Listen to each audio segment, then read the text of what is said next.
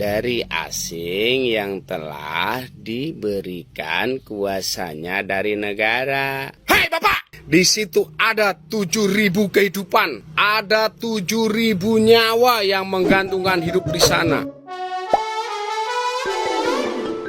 Hola netizen yang tercinta. Belum lama ini warga melakukan aksi unjuk rasa yang menolak adanya rencana pembangunan kawasan Rempang Eco City di Rempang, Batam. Pada aksi tersebut sempat diwarnai kericuhan, bahkan polisi sampai menembakkan gas air mata lantaran situasi yang tidak kondusif. Dalam kasus ini warga menolak untuk direlokasi hingga menyebabkan bentrok dengan aparat. Sementara itu Presiden Republik Indonesia Joko Widodo menanggapi kerusuhan yang terjadi di Pulau Rempang tersebut. Jokowi menyebutkan bahwa telah dilakukannya kesepakatan bahwa warga yang direlokasi akan mendapatkan lahan dan bangunan. Selain itu, ia mengatakan sebenarnya sudah ada kesepakatan mengenai relokasi warga. Namun, kesepakatan itu tidak disampaikan dengan baik. Mendengar hal tersebut, Rocky Gerung menanggapi pernyataan Jokowi. Melalui tayangan video pada channel YouTube Rocky Gerung Official, ia kembali melontarkan kritik kepada Presiden Jokowi. Menurut Rocky Gerung, hal ini bukan disebabkan oleh kurangnya komunikasi, sebab salah satu penyebab terjadinya kerusuhan ini merupakan dampak dari Omnibus Law. Rocky Gerung menyebutkan secara filosofis Omnibus Law dapat mempercepat pembangunan, sehingga komunikasi tidak diperlukan lagi, sebab telah diatur oleh Omnibus Law yang menyebutkan segala strategi pembangunan presiden harus dilakukan mesti dengan segala konsekuensi.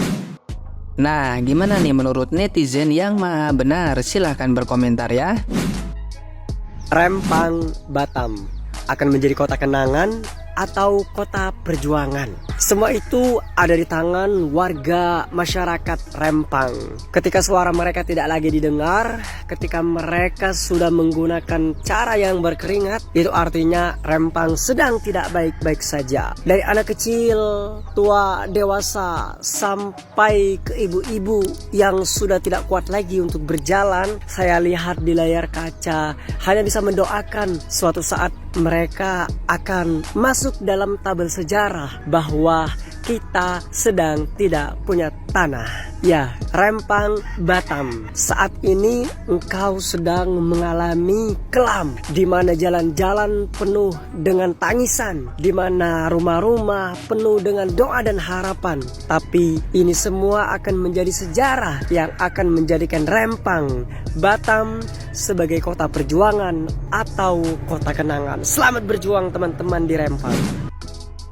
Kasihan lihat polisi, tentara, Satpol PP kena serang, lempar batu, lempar kayu, bentrok dengan warga. Kasihan aparat-aparat kita itu. Saya kasih solusi ya, buat bapak-bapak polisi, Satpol PP, tentara yang ada di barisan depan yang membacking pemerintah Batam ataupun yang membacking perusahaan ini agar supaya menang dari perebutan Pulau Rempang itu ya. Jadi gini aja bapak-bapak polisi, aparat sekalian, bapak jangan berdiri berdiri sebagai lawan daripada masyarakat yang mendemo. Bapak berdiri di barisan masyarakat, bapak yang melindungi, bapak yang orang yang terdepan, yang menyampaikan aspirasi mereka. Bila perlu maju derap langkah kalian itu, bapak ini sama dengan derap langkah masyarakat. Nah, dengan demikian masyarakat itu merasa ditolong, masyarakat itu merasa dibela, jadi dibantu. Bapak juga ikut menyampaikan aspirasi mereka. Jangan malah menembakkan gas air mata, peluru karet, peluru timah, ataupun memukul. Jangan, bantu mereka. Ayo sama-sama kita ini datangi wali kotanya. Nah, adapun kalau bentrok yang seperti itu, seperti yang terjadi sekarang itu, yang beruntung siapa? Yang beruntung ya mafia-mafia yang di atas itu. Ya, bapak-bapak yang jadi tameng di depan itu dapatnya ya bocor kepala, memar wajah, patah tangan, patah kaki, ya. Kasihan anak istri kita, Pak. Jadi berdiri di barisan masyarakat, bantu mereka gitu. Jadi siapa yang setuju boleh komen. Ingat, saya paling tua di lokasi ini. Siapapun yang akan menghalangi pekerjaan yang ini bukan pekerjaan baru, tapi ini sudah lama. Ini adalah membuat nama besar bangsa Indonesia akan malu. Bila ini tidak terlaksana, maka siapapun yang akan menghalangi, kami akan bulldozer dengan kekuatan maksimal. Siapapun yang akan menghalangi, walaupun rakyat akan jadi korban. Katanya itu kasus Rempang Batam yang saat ini sedang bergejolak. Masyarakat menolak karena 16 lokasi akan digusur untuk kepentingan investasi sekitar 175,2 triliun. Jadi lebih mementingkan investasi 175,2 triliun dan menjaga nama baik bangsa dan negara di mata mungkin yang berkepentingan, maka rakyat pun akan dibuldoser. Ngeri sekali kehidupan sekarang. Bukan mementingkan kepentingan rakyatnya yang hidup di negeri sendiri, namun terusir masyarakatnya demi orang luar sana. Terima kasih. Apabila usul ditolak, kritik dilarang tanpa ditimbang, hanya ada satu kata, lawan. Begitulah ungkapan dari Wiji Tukul yang menggambarkan peristiwa kemarin 11 September di kota Batam. Ini merupakan aksi yang kedua yang dilakukan oleh masyarakat Melayu terhadap penolakan investasi di Pulau Rempang Galang. Investasi yang dilakukan oleh perusahaan Cina, merupakan perusahaan kaca terbesar nomor 2 di dunia dengan menggelontorkan kurang lebih 172 triliun untuk membangun pabriknya di sana. Anehnya, ketika investasi ini akan dilakukan, banyak masyarakat yang merasa dirugikan. Karena apa? Karena masyarakat belum menyetujui tentang relokasi itu. Tambah lagi, tempat yang ingin dijadikan relokasi tampaknya belum terdengar kabar sampai sekarang di mana lokasinya, bagaimana orang itu akan direlokasi. Satu hal yang harus dipikirkan oleh pemerintah terhadap orang yang ingin direlokasi. Pertama, apakah dengan relokasi tersebut mata pencariannya aman, keluarganya aman, semuanya aman? Tapi kalau seandainya cuman ingin merelokasi tanpa memikirkan hal-hal yang lain, rasanya itu tidak cukup untuk membuat orang itu ingin relokasi. Apalagi masyarakat Melayu dengan tegas menolak relokasi karena itu merupakan tanah kelahiran mereka yang sudah didiami puluhan tahun, ratusan tahun, bahkan sebelum kota Batam itu berdiri.